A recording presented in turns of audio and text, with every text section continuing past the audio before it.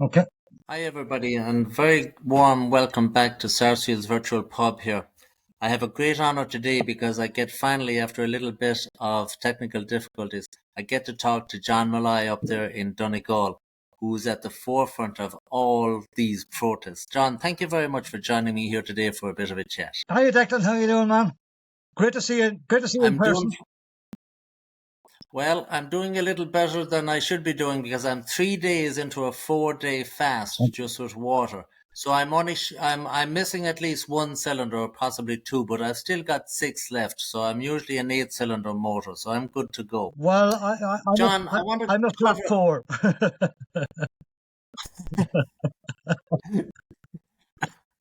as long as it keeps ticking over and we can change from petrol to TVO, So we're far, good to so go. good. Yeah. Yes. Now, I want to cover a few things here today. I want to cover about the recent event down at Knock. I want to discuss about what you mentioned there about the fact that people wish to maybe form clans. The advantage of that is because more people would have more allegiance to their clan, perhaps abroad, than they would to a country itself. I have found that. Then, of course, we want to talk about the big meeting come up in the park in a few weeks' time, etc. So let's start off.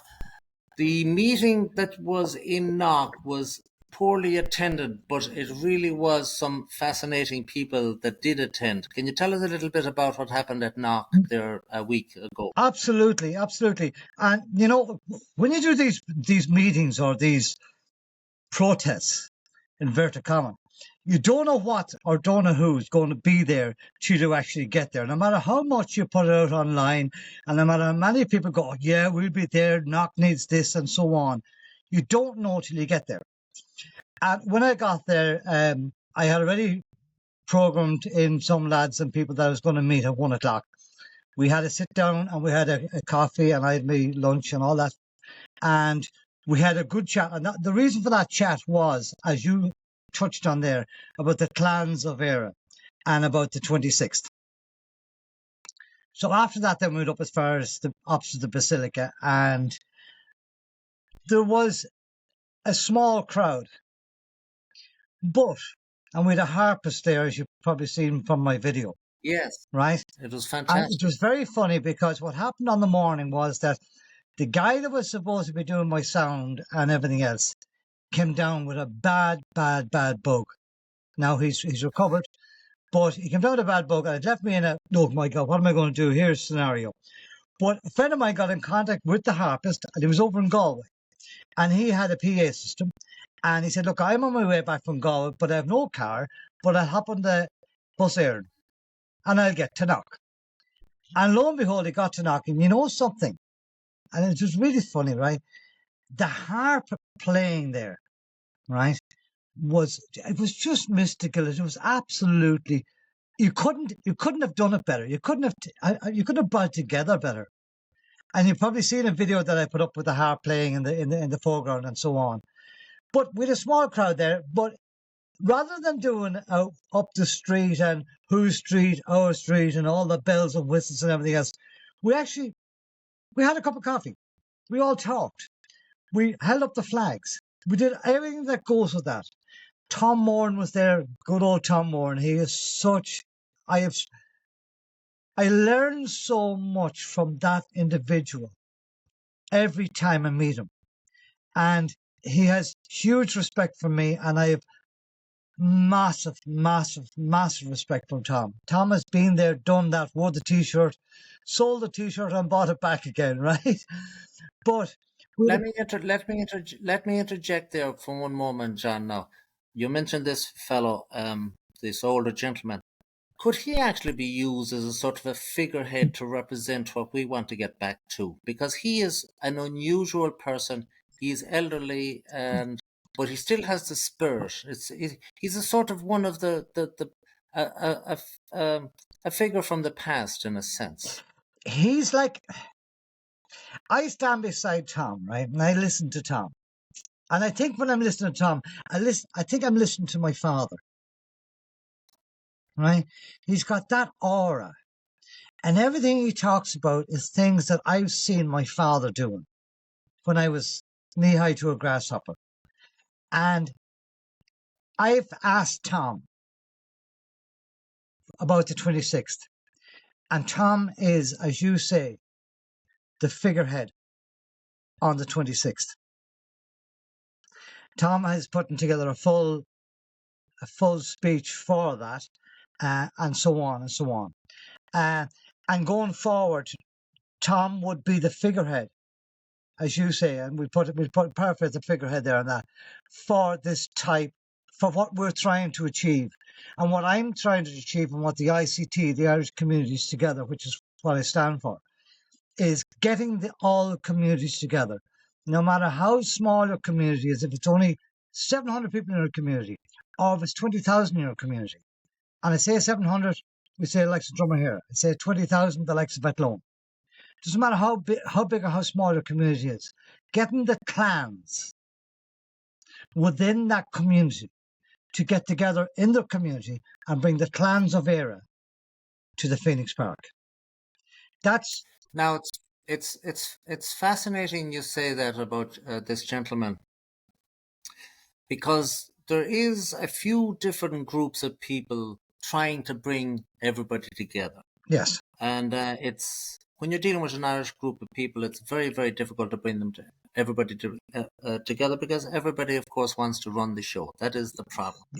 So Yeah. this one man could well be the little bit of a common Denominator. intersection of the three Venn diagrams, if we know what a Venn Yes, yes, diagram yes, I is. do, yeah. He's right in the center. He's not one, well, I'm speaking, I assume he's not one, but he's not a person that has any, let's say, political ambitions like a younger man or whatever. No. He is maybe just the man for that position. And that's the position that we're all looking for, just to have somebody there as a figurehead. Well, I touched on this when I was talking to him, and Tom is actually a quite shy individual. Even better. Believe it or not, he, like, when I said this to him, like, his answer was, "Oh, I don't know. I'm not really the man for the job." Till I said, "Tom, you show me one other person on the 32 counties of Ireland that will come on a par to be the man for the job that you are." Yes. And he turned around and said, "Well, you know what? You're probably right." And I thought it was such a lovely way of him to say, "You're probably right." And he's gone home now, and he's thinking about this, and he's putting a full speech together for it, and that's where it's at. So I'm not going to push Tom as to be a big poster boy or any of that crap. I'm not into all that. He's not into that. We're not into that. You're not into that. It's just that we want to try. There's so much going on in this country. It's we need 48 hours to even just touch on it. To just touch on it. And like, even today, there's so much stuff coming to me on my phone about the government, about what they're doing, about stuff going on in Dublin, about stuff going on over in Carna, about stuff going on in Bundoran behind me here, and so on. And it's overwhelming. It really is overwhelming. You know, somebody sent me a video today from 2016 of Eamon Ryan and Dáil Éireann talking about the future and the way forward, and bringing, at that stage, I think there was about 5 million people in the country at that stage, but that by 2030 that they were going to have 10 million people in the island of Ireland. You know, unreal stuff. Like, there's no way we could sustain that. It's impossible. Forget about it. You know what I mean? And even right down, like, you know, I got another thing there today too about our NGOs and like that. I couldn't believe this statistic that there's one NGO for every 125 Irish.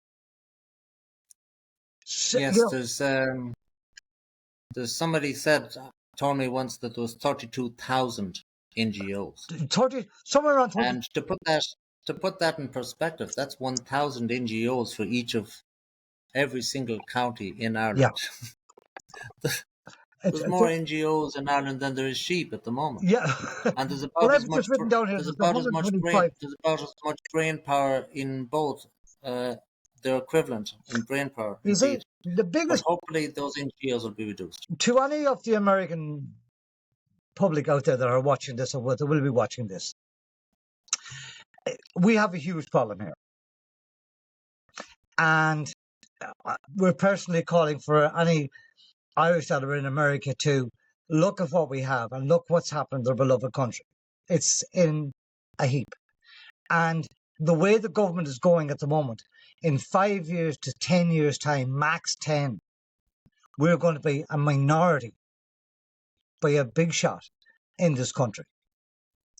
And that's something that I don't think any Irishman, no matter where they're living, wants to see happening in their home soil.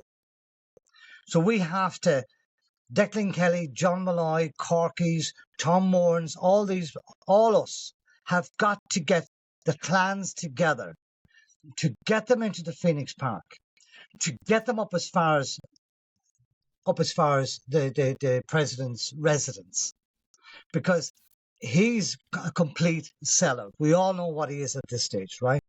So the question we're at, what we're demanding, and it's got to the stage now, we're not asking anymore, we're demanding that he dissolves the Dáil and he steps down from his position.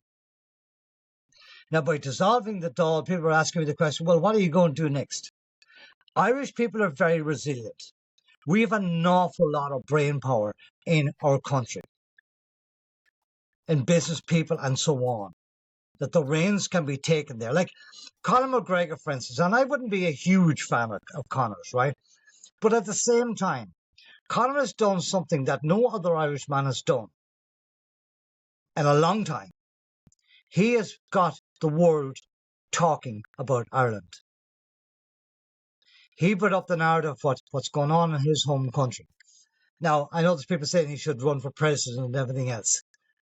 That's a different ball game altogether. That's, we're not going to go down that road. But he has done something for Ireland, and for me personally, and you personally. He's got everybody asking the questions. What's happening? Why are we sitting back? The world is laughing at Ireland at the moment. The world is laughing at the Irish people because we're not standing up, because everybody seems to be too afraid of being called, racist or right wing or whatever, all those words that are thrown at you all the time. So what we're trying to do is get everybody away from all that and get them to the Phoenix Park. Yes. Well, as regards Conor McGregor was a fellow from a very modest background with not much going for him in life. He took his skills and he was able to magnify his skills and multiply them many, many times, and generate what I'm told now to be a financial empire of almost 1 billion euros. Yeah. And yet there's people throwing him down and throwing him asunder and saying he's this, that, and the other. He's Ireland's version of ABBA in a sense. That fellow did something else, and he generated more wealth for Ireland than every single one of the 174 politicians in Dáil Éireann. Now, he may not be the most eloquent or whatever. That's neither here nor there. But if anybody, he has done a fantastic job. So nobody should be running down Conor McGregor. We'll see how it goes, and I wish him the best. As regards Well, anybody that's done what he's done should not be knocked. Look, there's an old saying, and you know the old saying, like, yes, every saint was a sinner, and every sinner could be a saint. Yes, that's Saul's journey to Damascus. He converted himself and became Saint Paul. So He's if anybody out there knows Conor McGregor or whatever the case is, can you get Conor to get in contact with me and get him up to the Phoenix Park? There's a personal invitation at this stage. My own brother is a good friend of Conor McGregor. Not the brother you know, but a different brother. And they have a little bit of a business dealing together, etc. But I cannot get into that.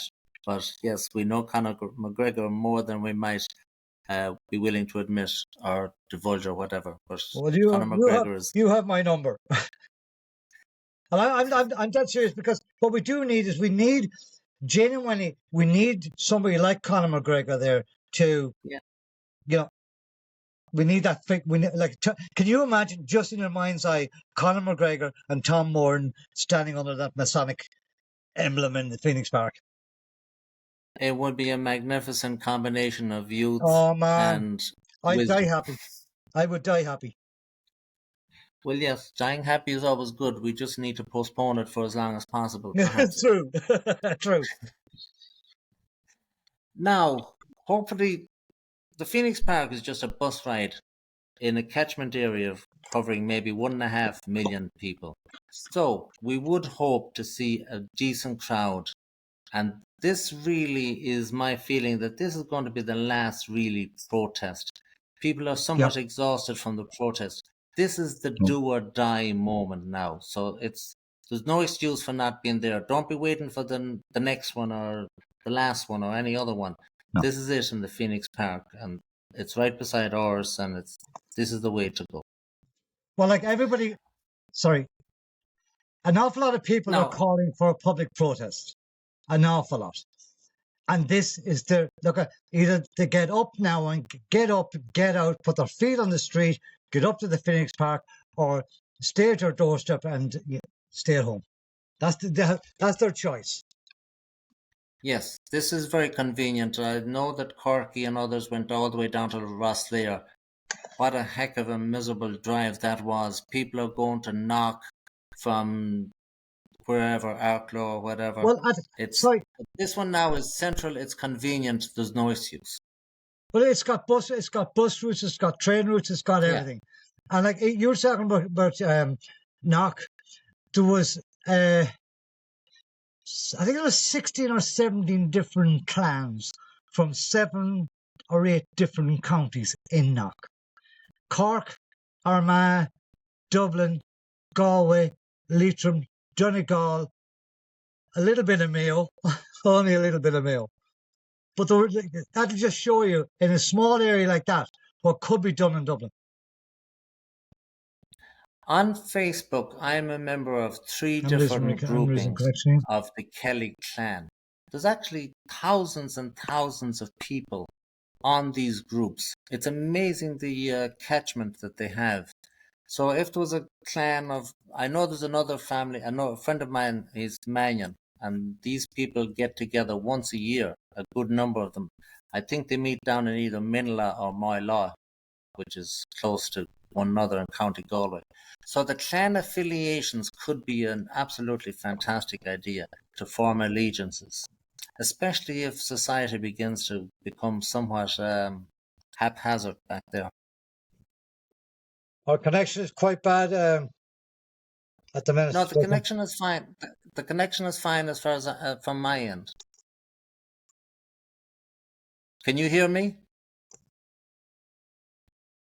Can you hear me? Well, I can hear you fine, and I can see you fine. You didn't shave this morning either.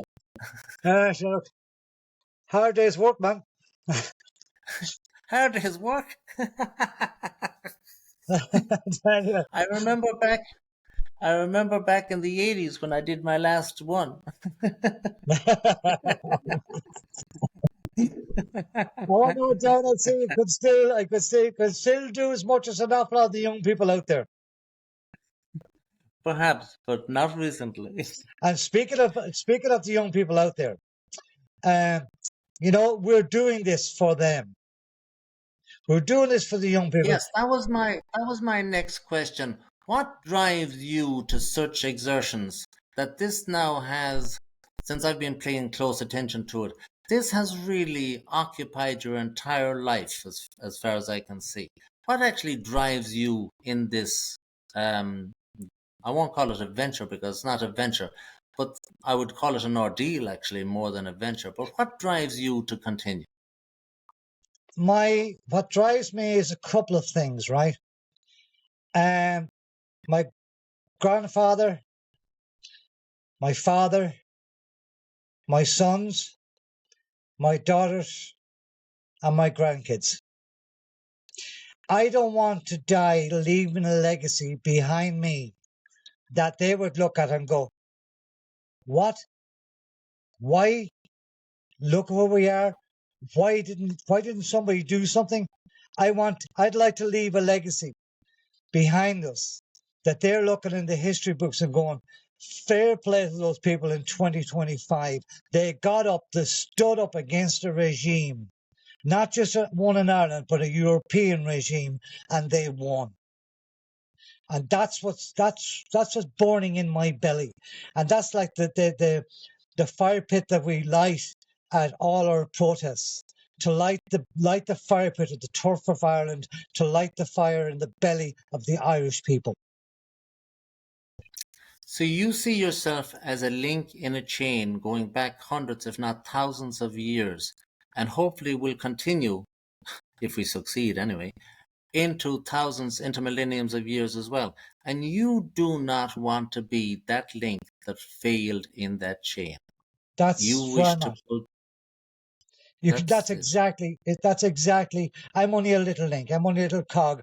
Look. I'm no leader. I'm none of those things. But I've just got a No, but we're just passion. talking about your own family, your own chain, not anybody else's chain. Your lineage, your father. You said there. Another video I saw that you mentioned that your grandfather was shot by the cross, and this, and it goes back into antiquity. And you now are the link that's been in play, and you must not be the link that will fail in this chain. Correct. Correct. Like I have Very sons good. and I have sons and I have grandsons. My youngest grandson, he's only well, he's 3, 4 months old now. You know, a great kid. But as you say, I'm the link in that chain, and I don't want to be the broken one. Yes. You mentioned you made a beautiful video there. I wasn't able to put it up because it was a bit too technically challenging for me. Uh, on the cross, the Celtic cross, and the shooting took place at the Celtic cross. I wish you'd go down and just remake that video because it'd be a classic. Well, I Now, will do. I want to go as down and regards, I will go down and remake that video, but I do want to bring, I want to bring I want to bring my flags with me. absolutely, and perhaps have somebody help you and go down with you and hold the camera and do Yeah. your piece or whatever. Now, the Celtic cross is a symbol of Ireland. Oh yeah. And some years ago, 4 years ago, I think it was, but I lose track of time. It could be 4.5 or 5 or whatever. I decided to design a silver coin, and hope to give you one of those when I see you, if I ever do see you in Oh, person. thank you. And Thank you. it's based on the legend of Tirnanog, and it does feature a Celtic cross. And I'll hold it up here now to the camera so you and everybody else can see it as well. All right, let's get it up there. Can you see that? Absolutely, that is fabulous. That is Now, fabulous. this this is so shiny that it looks as if you're looking through it into the Oh, computer, but it's that actually is a just reflection. fabulous.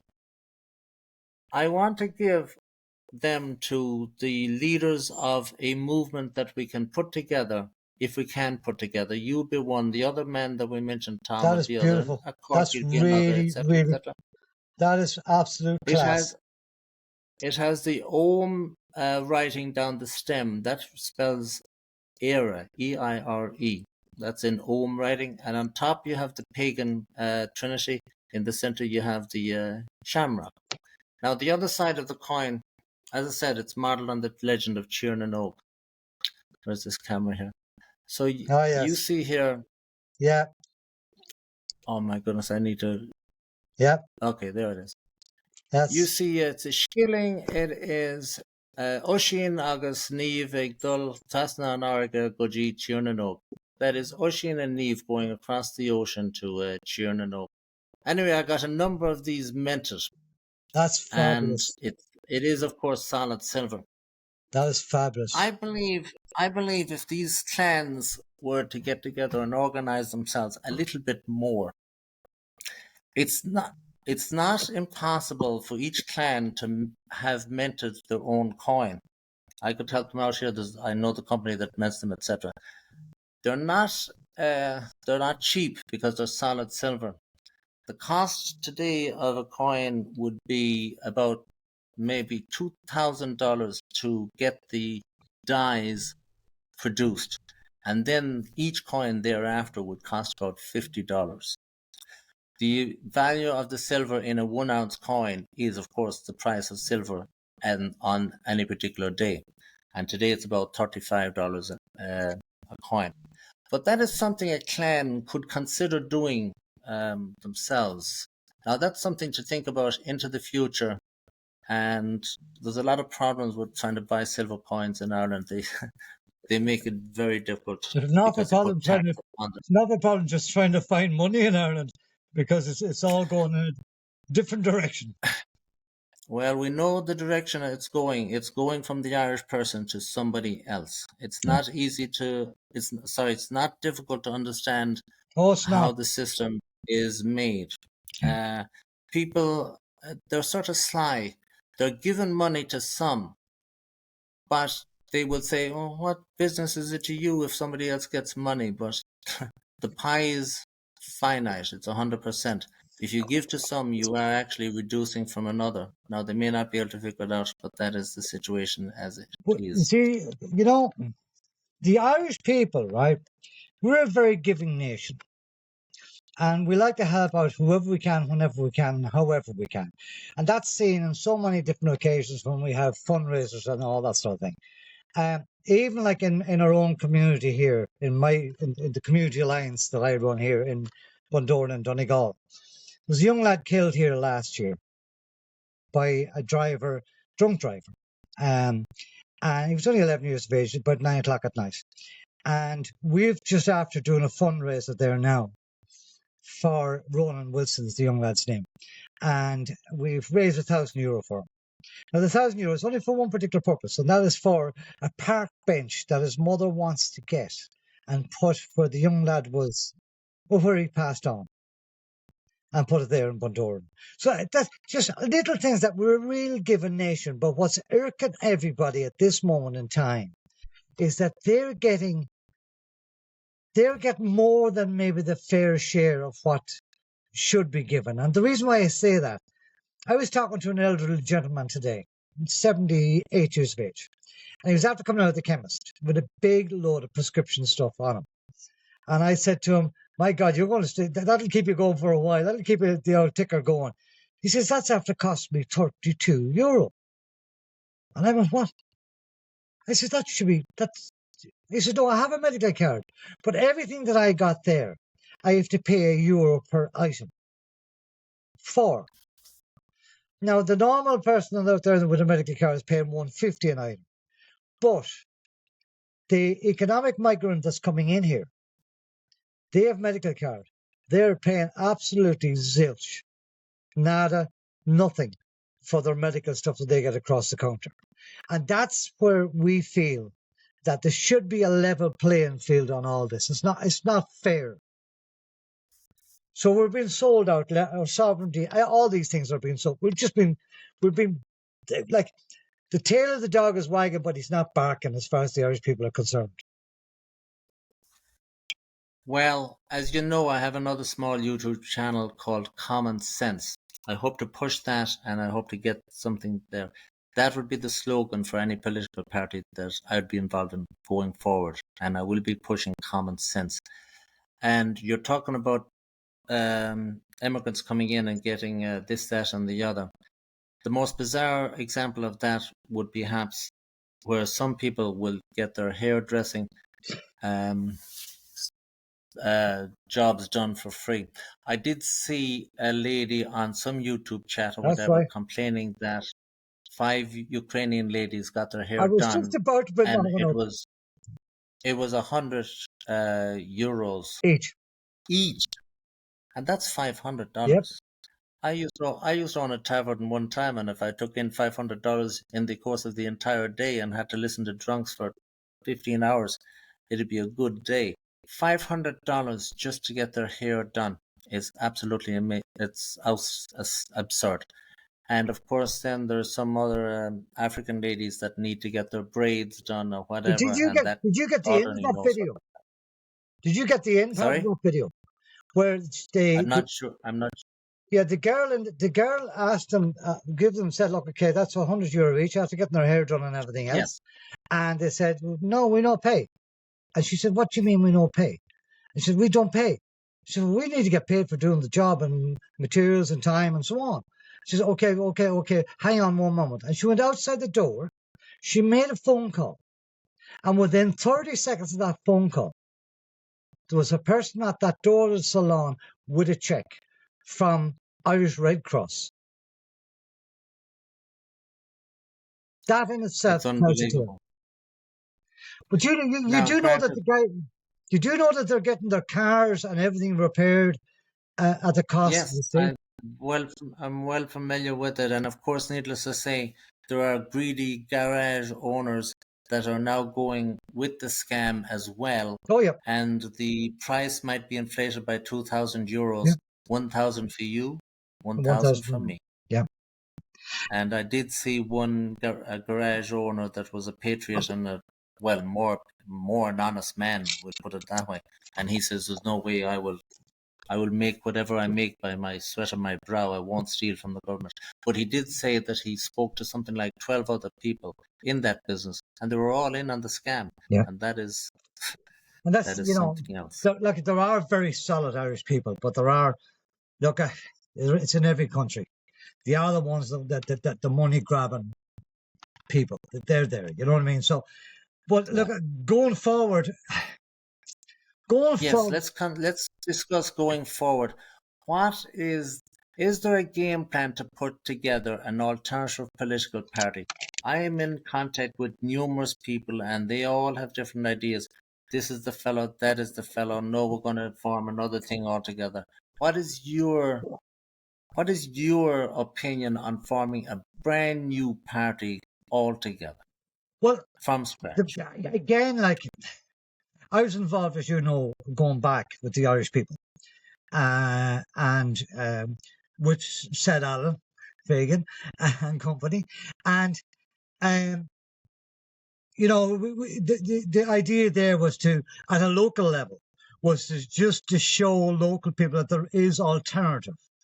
It was our first time out. We did okay. Some of us did great. Some of us did not so well. But it was going against the cartel or the regime or the local cartels or whatever. Um, Going forward, something's going to have to be done, and I mean rapid fast. I mean really quick.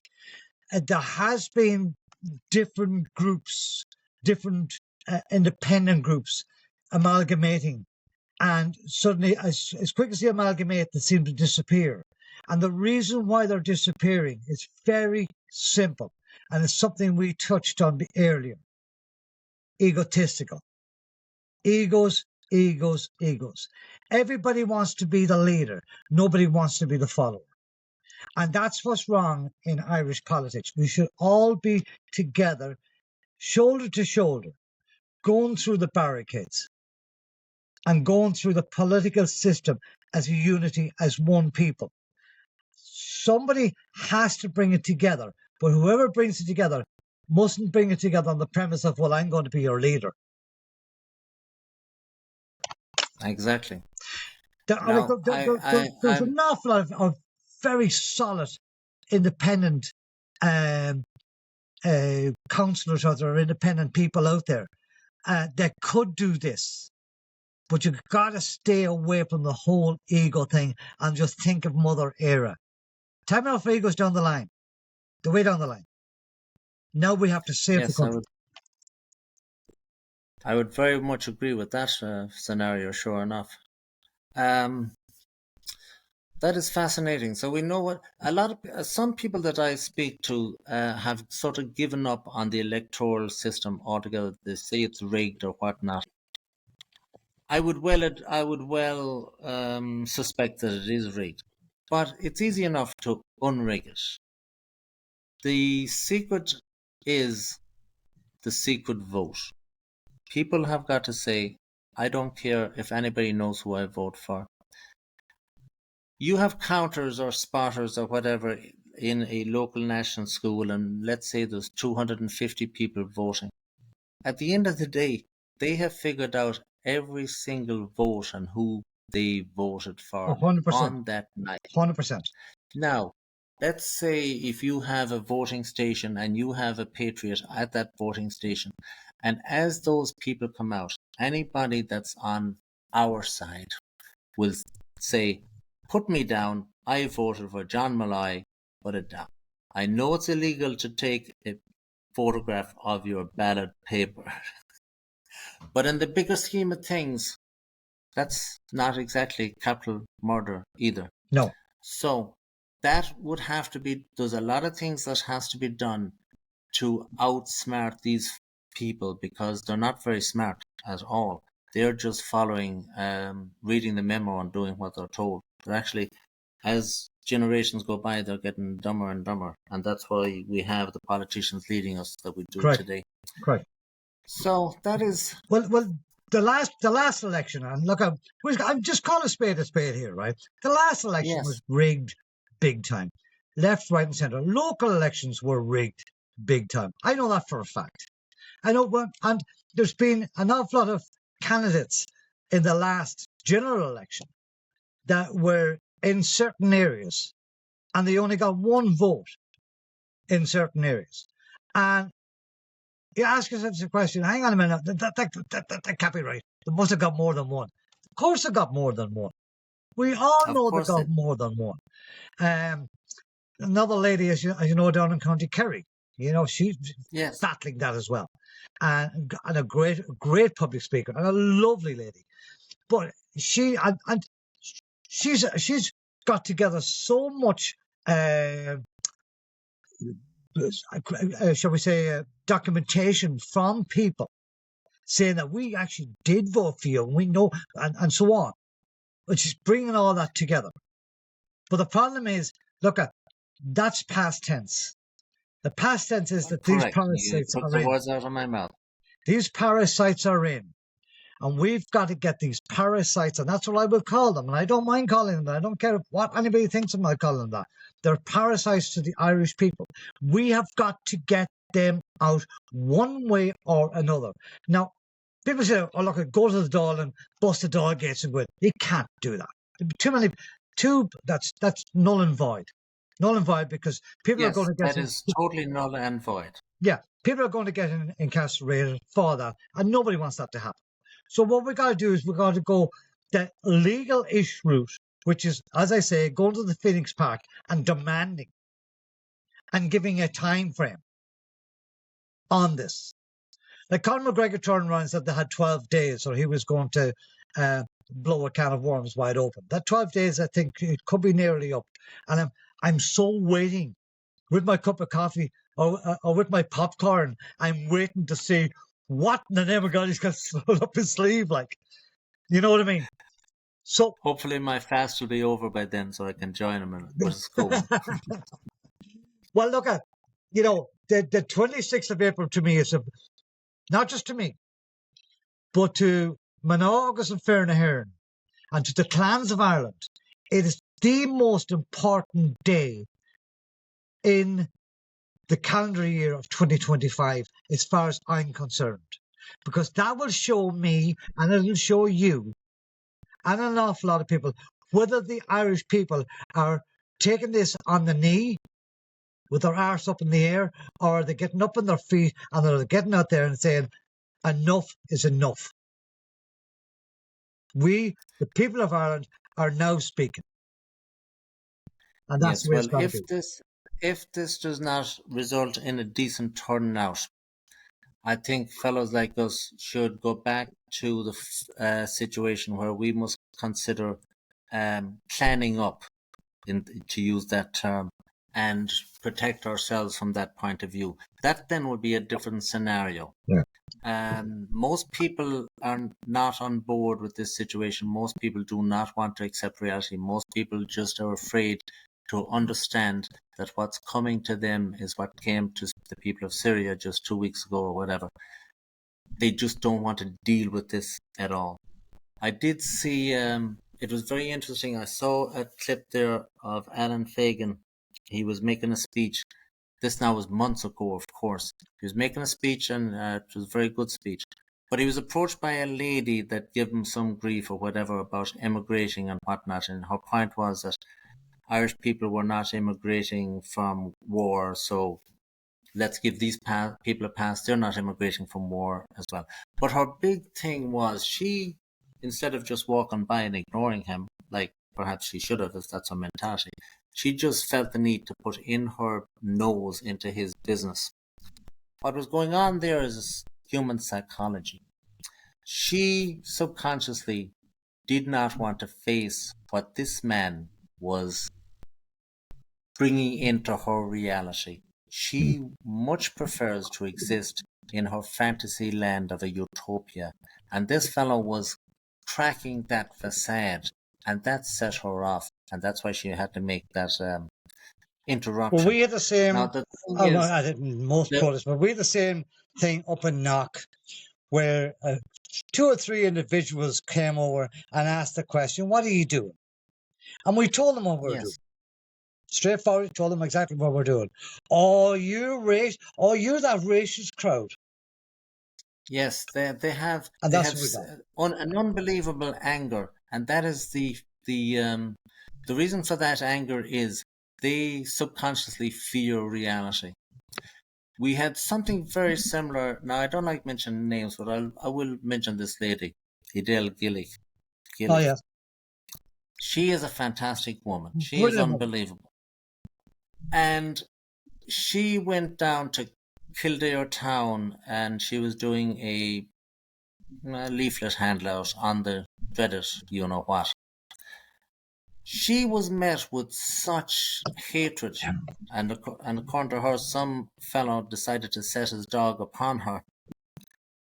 The reason that does not make any rational sense at all until you understand that these people are in fear because they subconsciously know that Edel Gillick is correct and they don't want to handle this at all.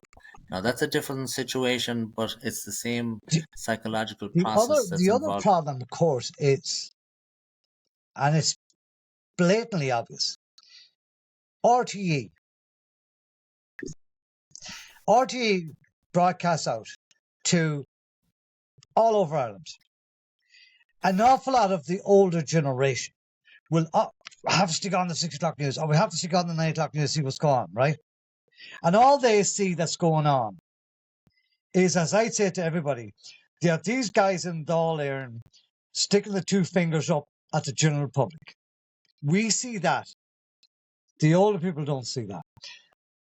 The older people see these politicians who go home, they close their electric gates, they put on their security system, they turn on RTE News to see how good they look today to the general public. And that's what the elderly people, unfortunately, are seeing. They're not seeing the stabbing in Dublin. They're not seeing the girl who ran along the canal and was attacked. And all the other things like that. They're not seeing the single unvetted men coming into the country. They're not seeing what's going on in that loan, Ballina, or whatever. They're not seeing any of that. And may I just add a thing in here as well? All these single men, I meander here slightly, but all these single men that are coming in here, for years, 4 or 5 years, we were told we couldn't go anywhere, we couldn't do anything, we had to get vaccinated, we couldn't see our dying mothers in the hospital, we couldn't bury our dead, and so on, and we took it on the chin. But since you were a cub and since I was a cub, we have been vaccinated with MMRs, pox, rubella, measles, God knows what we've been vaxxed. All these single males that are coming across the north or across the borders and everything else, not one of them, I would say, not one of them is vaxxed. So what are they bringing into this country that we have no idea about? Now, I Well, know I that's a don't know different what they're scenario, bringing. but I do not know what they're bringing into this country, but I do know one thing. It will not be protected and prevented by wearing a mask no, because those masks are not going to protect you from what these guys are carrying. These guys are carrying, somebody actually referred to them as a biological weapon Yeah, that's exactly of what we are. mass destruction. That's and But we cannot go there we can't because go there, otherwise but we'll get crucified yeah, by somebody. but look, that's the stark reality of it. Look at very simple at this moment in time. I can relax here slightly. At this moment in time, we're in a heap. I know that, you know that, and there's a percentage of people out there in different groups, in say no groups, in my own group, in the ICT, and so on. Corkies, all these people, we all know we're in a heap. Our major problem, our biggest problem, is getting that into the head of the people. One person says to me, John, why are the people not coming out? Like last September, the 19th, in Dublin City, of a Thursday at 2 o'clock, I, along with a couple of other people, Teresa and so on, we got 7,500 people through the same no groups and everything else to go from the GPO to Dáil. And then on the way back, then we took O'Connell Bridge and we were pepper sprayed and God knows what. But hey, that's a story for a different day. But since that day, and everybody said to me that was a great day. 7,500 people of a Thursday afternoon, 2 o'clock in the day was a great day. A sea of flags. My son walked with me, proud as punch of being an Irishman, and I was too, and always will be. But since then, every protest I've seen has just gone dip, dip, dip, dip, dip, dip, dip, dip, dip, dip, dip, dip, dip, dip, dip, down. People are asking me, why? I'm asking myself why. I'm asking Declan Kelly why. I'm asking everybody why. But nobody has an exact answer for me. People are saying because they're afraid of being called racist, because they're afraid of being called right-wing, because and so on down the road. To hell with it, Declan was trying to save our country. Get up your ass and get out and save it. A lot of people will find it economically difficult to travel from Clare up to Dáil, etc. You can do this once, you can do it twice, and also remember the fact now that this has been going on for 10 or 15 years. We had a lot of protests with the water charges, we've got a lot of protests with other things, agricultural, etc. So it has worn the people down for the protest route. Our future, I believe anyway, is electronic, it's information. It's not necessarily many more of these marches, one or two perhaps, but we got to get one person to the next person, one by one, bit by bit. As the economy gets a little bit more difficult, God forbid, you mentioned there are a lot of rapes and things. It's getting more and more in your face, and more people are coming to understand that there is a problem. I believe the last election there in November, whenever it was, that's 4 months ago. A lot in the public perception has changed in that 4 months, and people have really just have to look at it and say, you know something, these guys have a point. I'm seeing it all over the place. I saw a ridiculous statistic there the other day from Listron Werner. You know, the Yeah. old fellow, the foolish fellow with the bower on that plays Listron Werner. I understand he's all in favor of Palestinians coming in and whatnot. But the bottom line is the population of Listron Werner are 35% Irish and 65% foreign.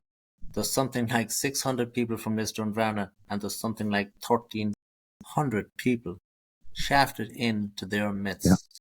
And that is, if they don't wake up at that situation, well, they might as well stay listening to Christy Moore, as far as I'm concerned, because they're a lost cause.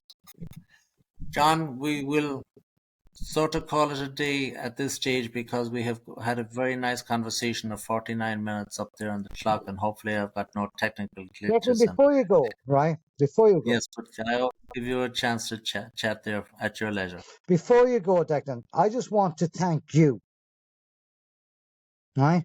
Because I've been sending on videos to you and you've been putting them on different places and everything else. And you've got an audience for the ICT and for myself and for the Irish people out there that we wouldn't have had only for you. And for that, my dear friend, on behalf of the Irish people that's seen your channel and everything else, thank you. And I mean that so Well, it has sincerely. been It has been a pleasure, but it fills a void as well because I have the same feeling that I have to be that link to do my part. Thank you. And going back to the Battle of Clontarf, of course, we lost Brian Boru. He was the second biggest Irish casualty. Not many people know this. He was the second most important Irishman that was killed at the Battle of Clontarf. The most important Irishman that was killed at the Battle of Clontarf was the O'Kelly chieftain of Emonia, which is in eastern County Galway. His name was Tig Kelly, O'Kelly. He was killed as well. He was the other big Irish king that was killed. In my opinion now, he was a better man than Brian Boru, of course, but Well, I be a bit suppose, well, he biased. would be because he's a Kelly. Like, come on. Exactly. I know, Declan. Is that we know? I am. We know. It has been recorded as well what his last words were. Do you know what they were? Where the hell is Molloy? He's talking to me, Kelly. No, Declan, thank you, and to all the Irish people out there, that you be in America, no matter where you are, if you're watching this, don't forget Mother Era, and we are trying to help out Mother Era. She's weeping at the moment. We want to dry her tears and make it a safe, happy place for future generations. Yes, I'm trying to get some people here to donate a little bit of money to the cause, and we'll see how that works out. That's for a different video, etc. John, thank you very much, and good night to you. God bless you, man. Thank you. Slán leat.